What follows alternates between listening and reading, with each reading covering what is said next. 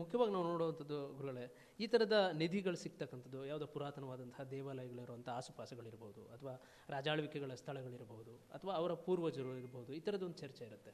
So ನೀವು ನೋಡಿರುವಂಥ ಇತಿಹಾಸಗಳನ್ನು ಗಮನಿಸಿದಂತಹ ಸಂದರ್ಭದಲ್ಲಿ, ಪುರಾಣಗಳನ್ನು ನೋಡಿದಂತಹ ಸಂದರ್ಭದಲ್ಲಿ ಈ ಥರದ ಚಿನ್ನಗಳು ಸಿಗ್ತಕ್ಕಂಥ ಸ್ಥಳಗಳು ಯಾವ ರೀತಿ ಇರ್ತವೆ, ಯಾವ ರೀತಿ ಊಹೆ ಮಾಡ್ಬೋದು? ಅಂದರೆ ಕೆಲವು ನಾವು ಪುರಾಣಗಳನ್ನು ನೋಡಿದಂಥ ಸಂದರ್ಭದಲ್ಲಿ ಸಿಗುತ್ತೆ. ಈಗ ಕೇರಳದಲ್ಲಿ ಸಿಕ್ಕಂಥ ದೇವಸ್ಥಾನಗಳನ್ನು ಕಾಣ್ಬೋದು, ಈ ಥರದ್ದೆಲ್ಲ ನೋಡ್ಬೋದು. ಈಗ ನಾವು ಇತಿಹಾಸವನ್ನು ಗಮನಿಸಿದ್ರೆ ಅನೇಕ ರಾಜಮನೆತನಗಳು ನಮ್ಮ ಭಾರತವನ್ನು ಆಳಿವೆ.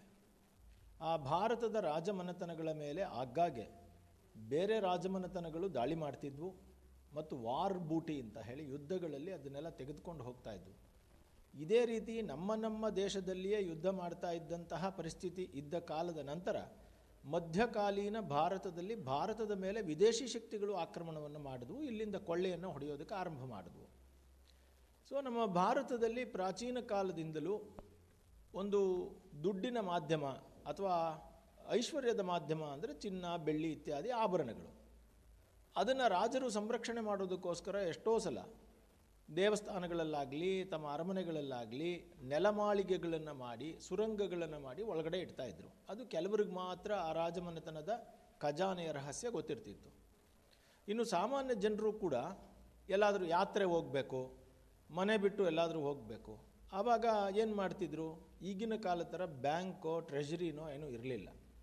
ಒಂದು ಮಡಿಕೆಯ ಒಳಗಡೆನೋ ಕುಡಿಕೆಯ ಒಳಗಡೆನೋ ಅದನ್ನು ಇಟ್ಬಿಟ್ಟು ತಮ್ಮ ಗುರುತಿಗೆ ಏನಾದರೂ ಒಂದನ್ನು ಮಾಡಿಬಿಟ್ಟು ಆಮೇಲೆ ನೆಕ್ಸ್ಟು ಅವರೆಲ್ಲ ಹೋಗಿ ಬಂದ ಮೇಲೆ ಅದೇ ಗುರುತನ್ನು ಹಿಡ್ಕೊಂಡು ತಿರ್ಗಾ ಹೋಗ್ತಿದ್ರು. ಕೆಲವೊಮ್ಮೆ ಏನಾಗ್ತಿರ್ತಿತ್ತು, ಇವರು ಹುಗಿದಿಟ್ಟಿದ್ರಲ್ಲ ಭೂಮಿ ಒಳಗಡೆ, ಅವ್ರು ವಾಪಸ್ ಬರೋಷ್ಟರೊಳಗೆ ಅವರೇ ಸತ್ತೋಗ್ಬಿಡೋರು. ಅವ್ರು ವಾಪಸ್ ಬಂದು ತಗೋತೀನಿ ಅಂತ ನಂಬಿಕೆಯಲ್ಲಿ ಮಾಡೋರು, ಬಟ್ ಅವರೇ ಇರ್ತಿರಲಿಲ್ಲ. ಹೀಗೆ ರಾಜಮನೆತನಗಳು ಅಥವಾ ಕಳ್ಳರು ಕದ್ಬಿಡೋರು ಹಿಂದೆ ರಾಜಭಟ್ರಿಗೆ ಸಿಗಾಕೋಬೇಕಲ್ಲ ಅಂತ ಹೇಳಿ ಹೌಸ್ ಇಟ್ಬಿಡೋರು. ಅವರು ರಾಜಭಟ್ರ ಕೈಗೆ ಸಿಗಾಕೊಂಡ್ಬಿಡೋರು, ಜೈಲ್ಗೆ ಹೊಟ್ಟೋಗ್ಬಿಡೋರು. ಅವರು ವಾಪಸ್ ಇದನ್ನು ತಗೊಳಕ್ಕಾಗ್ತಾ ಇರಲಿಲ್ಲ. ಆಗ ರಾಜರ ಭಟ್ರಿಗೂ ಗೊತ್ತಿರ್ತಿರಲಿಲ್ಲ ಎಲ್ಲಿದೆ ಅಂತ, ಕಳ್ಳರು ವಾಪಸ್ ಬರ್ತಿರಲಿಲ್ಲ ಅವ್ರದ್ದು. ಹೀಗೆ ನಾನಾ ಪ್ರಕರಣಗಳಲ್ಲಿ ಇನ್ನೂ ಕೆಲವು ಪ್ರಕರಣಗಳಿವೆ. ಈಗ ಮನೆಗಳು, ಆಮೇಲೆ ದೊಡ್ಡ ದೊಡ್ಡ ಗ್ರಾಮಗಳು ಭೂಕಂಪಕ್ಕೆ ತುತ್ತಾಗಿ ಇಡೀ ಗ್ರಾಮವೇ ಒಳಗಡೆ ಹೋಗಿದೆ. ಒಂದೊಂದು ಸಲ ಪ್ರವಾಹದಲ್ಲಿ ಇಡೀ ಊರುಗಳೇ ಕೊಚ್ಕೊಂಡು ಹೋಗಿದೆ. ಅಂತಹ ಸಂದರ್ಭದಲ್ಲೆಲ್ಲ ಏನಾಗ್ತಿತ್ತು, ಆ ಆಭರಣಗಳಾಗಲಿ, ಚಿನ್ನವಾಗಲಿ, ಬೆಳ್ಳಿ ಆಗಲಿ, ದೇವರ ವಿಗ್ರಹಗಳಾಗಲಿ ಅವೆಲ್ಲ ಭೂಮಿ ಒಳಗಡೆ ಹೊರಟೋಗ್ತಾ ಇತ್ತು. ಸೊ ಹೀಗಾಗಿ ಭೂಮಿಯ ಒಳಗಡೆ ನಮ್ಮ ಭಾರತದಲ್ಲಿ ಮಾತ್ರವಲ್ಲ, ಪ್ರಪಂಚದಾದ್ಯಂತ ಈ ಥರ ಭೂಮಿಯಲ್ಲಿ ನಿಕ್ಷೇಪಗಳು ಅಲ್ಲಲ್ಲಿ ಕಂಡು ಬರ್ತಾರೆ. ಇದರಲ್ಲಿ ಈ 18ನೇ ಶತಮಾನ ಆದ ನಂತರ, ಅಂದರೆ 14ನೇ ಶತಮಾನದಿಂದಲೇ ನಾವು ನೋಡ್ತೀವಿ, ಈ ಭೂಗಳ್ಳರು ಜಾಸ್ತಿ ಆಗೋದ್ರು, ನಿಧಿಗಳ್ಳರು ಜಾಸ್ತಿ ಆಗಿಬಿಟ್ರು. ಮುಖ್ಯವಾಗಿ ಮೊದಲು ಯಾರಾದರೂ ನಿಧಿಗಳ್ಳರು ಆರಂಭ ಆಗಿದ್ದು ಅಂತಂದರೆ ಅದು ಯುರೋಪಿನ ಜನ. ಯುರೋಪಿನಲ್ಲಿ ರಿನಾಯನ್ಸೆನ್ಸ್ ಅವಧಿ ಅಂತ ಬರ್ತದೆ, ಅವರು ಭೂಗಳ್ಳರಾಗ್ಬಿಟ್ರು, ನಿಧಿಗಳ್ಳರಾದರು. ಇವರೇನು ಮಾಡಿದ್ರು, ಏಷ್ಯಾದ ದೇಶಗಳಿಗೆ ಬಂದು, ಉದಾಹರಣೆಗೆ ಇವಾಗ ಇದಿರ್ಬೋದು ನೀವು, ಏನು ಈಜಿಪ್ತಲ್ಲಿರುವಂತಹ ದೊಡ್ಡ ದೊಡ್ಡ ಪಿರಮಿಡ್ಗಳು, ಅದರಲ್ಲಿ ಹುಡ್ಕೋದು, ಗ್ರೀಕ್ ಸಾಮ್ರಾಜ್ಯದಲ್ಲಿ ಹೋಗಿ ಹುಡ್ಕೋದು, ಭಾರತದಲ್ಲಿ ಬಂದು ಹುಡ್ಕೋದು, ಇದೆಲ್ಲ ಮಾಡಿದ್ರು. ಯಾರು? ಫಸ್ಟ್ ನಿಧಿಗಳ್ರೆ ಯುರೋಪಿಯನ್ನರು. ಅವರು ತೋರಿಸ್ಕೊಟ್ಟ ಮೇಲೆ ಪ್ರಪಂಚದಾದ್ಯಂತ ನಿಧಿಗಳ್ಳರು ಉಟ್ಕೊಂಡ್ರು. ಎಲ್ಲೆಲ್ಲಿ ನಿಧಿ ಇದೆಯೋ ಅದೆಲ್ಲ ಹುಡ್ಕೋದಕ್ಕೆ ಸ್ಟಾರ್ಟ್ ಮಾಡಿದ್ರು. ಕೆಲವರಲ್ಲಿ ಇವತ್ತಿಗೂ ನೀವು ನೋಡ್ಬೋದು, ಹಂಪಿನಲ್ಲಿ ಗಣೇಶನ ಹೊಟ್ಟೆನ ಬಗೆದು ತೆಗೆದಿದ್ದಾರೆ. ಯಾರೋ ಹೇಳಿದ್ದಾರೆ ಹೊಟ್ಟೆ ಒಳಗಡೆ ಚಿನ್ನ, ಕಲ್ಲಿನ ವಿಗ್ರಹದ ಹೊಟ್ಟೆಯೊಳಗಡೆ ನಿಧಿ ಇಡೋಕ್ಕಾಗತ್ತೆಯೇ? ಆದರೆ ಅದನ್ನು ಭಂಗ ಮಾಡಿದ್ದಾರೆ. ಸೊ ಎಷ್ಟೋ ಸಲ ಲಿಂಗ ಎಲ್ಲ ಕಿತ್ತಾಕಿದ್ದಾರೆ. ಸೊ ಹೀಗೆಲ್ಲ ನಿಧಿಗಳ್ಳರು ಬಹಳ ಹುಡ್ಕೋದಕ್ಕೆ ಸ್ಟಾರ್ಟ್ ಮಾಡಿದ್ರು. ಅಂದರೆ ಅವ್ರಿಗೇನು ಎಲ್ಲಾದರೂ ಇರಲಿ ಭೂಮಿ ಒಳಗಡೆ ಟಾರ್ಗೆಟ್ ಮಾಡೋದಕ್ಕೆ ಸ್ಟಾರ್ಟ್ ಮಾಡಿದ್ರು.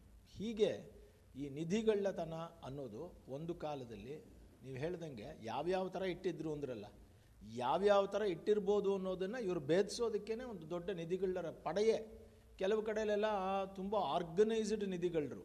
ಉದಾಹರಣೆಗೆ ಯುರೋಪಿನಿಂದ ಬಂದಂಥವರೆಲ್ಲ ಸರ್ಕಾರವೇ ಕೃಪಾಪೋಷಿತವಾದ ನಿಧಿಗಳ್ಳರು ಬಂದರು, ಬೇರೆ ದೇಶಗಳಲ್ಲಿ ಹೋಗಿ ಮಾಡೋದು. ಅವರನ್ನು ನೋಡಿಕೊಂಡು ಬಾಕಿಯವರು ಆಯಾ ದೇಶದವರೇ ಸ್ಟಾರ್ಟ್ ಮಾಡಿಕೊಂಡ್ರು. ಭಾರತದಲ್ಲೂ ಕೂಡ ನೂರಾರು ನಿಧಿಗಳ್ಳರು ಈ ಪ್ರಯತ್ನಗಳನ್ನು ಮಾಡಿದ್ದಾರೆ, ಮಾಡ್ತಾನೂ ಇದ್ದಾರೆ. ಈಗ ನಾವು ಇವಾಗ ನೀವು ಹೇಳಿದ್ರಲ್ಲ, ಆ ಲಕ್ಷಣಗಳೇನು, ಹೇಗಿರ್ತವೆ ಸಿಟಿಗಳು ಅನ್ನೋದೆಲ್ಲ ಹೇಳಿದ್ರೆ ಅಂಥ ಜಾಗದಲ್ಲಿ ಹೋಗಿ ಇವರು ಹುಡ್ಕಕ್ಕೆ ಸ್ಟಾರ್ಟ್ ಮಾಡ್ತಾರೆ. ಉದಾಹರಣೆಗೆ ಹಂಪಿಯ ಚರಿತ್ರೆಯನ್ನು ಓದಿದಾಗ ನಮಗೆ ಗೊತ್ತಾಗುತ್ತೆ, ಅವರು ಇಡೀ ಆಭರಣಗಳನ್ನು ಆನೆ ಮೇಲೆ ಪೆನುಗೊಂಡೆಗೂ ಚಂದ್ರಗಿರಿಗೂ ಸಾಗಿಸಿದ್ರು. ತಿರುಪತಿಯ ಬೆಟ್ಟದ ಹತ್ರ ಎಲ್ಲೋ ಅದನ್ನು ಮುಚ್ಚಿಟ್ರು ಅಂತ ಬರ್ತದೆ. ಇವತ್ತಿಗೂ ತಿರುಪತಿಯ ಬೆಟ್ಟನ GPS ಮ್ಯಾಪ್ ಹಾಕ್ಕೊಂಡು ಹುಡುಕ್ತಾ ಇದ್ದಾರೆ, ಎಲ್ಲಿದೆ ಇದು ವಿಜಯನಗರ ಸಾಮ್ರಾಜ್ಯದ ನಿಧಿ ಎಲ್ಲಿದೆ ಅಂತ ಹುಡುಕ್ತಾ ಇದ್ದಾರೆ. ಹಾಗೆಯೇ ಪಾಂಡ್ಯರ ರಾಜಧಾನಿಯಾದಂತಹ ಮಧುರೈ ಸುತ್ತಮುತ್ತ ವೈಗೈ ನದಿನಲ್ಲಿ ಇವತ್ತು ಹೋಗಿ ನಾಣ್ಯಗಳನ್ನು ಹುಡುಕ್ತಾರೆ. ಈ ಥರದ ಕೆಲಸಗಳನ್ನು ಅದೇ ಥರ ಇವಾಗ ತಾನೇ ರೀಸೆಂಟಾಗಿ ಒಂದು ಬಂತು, ಏನೋ ಫಿಲಿಮ್ಗಳಲ್ಲೂ ಕೂಡ ಈ ಥರದ್ದೆಲ್ಲ ತೋರಿಸ್ತಾರೆ. ಅಂದ್ರೇನು, ನಿಧಿಯನ್ನು ಹುಡುಕುವಂತಹ ಪ್ರಯತ್ನಗಳನ್ನು ಬನವಾಸಿ ಕದಂಬರದೆಲ್ಲಿದೆ ಅಂತ ಹುಡುಕ್ತಾರೆ, ಹೊಯ್ಸಳರ ನಿಧಿ ಎಲ್ಲಿರ್ಬೋದು ಅಂತ ಹುಡುಕ್ತಾರೆ. ಹೀಗೆ ಅವ್ರು ಹುಡುಕ್ತಾನೇ ಇದ್ದಾರೆ. ಬಟ್ ನಾವು ಇದನ್ನು ಪ್ರೋತ್ಸಾಹ ಮಾಡೋದಿಲ್ಲ. ಆರ್ಕಿಯಾಲಜಿ ಪ್ರೊಫೆಸರ್ ಆಗಿ ಈ ಥರದ ನಿರ್ಧಾರಗಳು ತಪ್ಪು, ಯಾವುದನ್ನು ಹುಡುಕಬಾರ್ದು.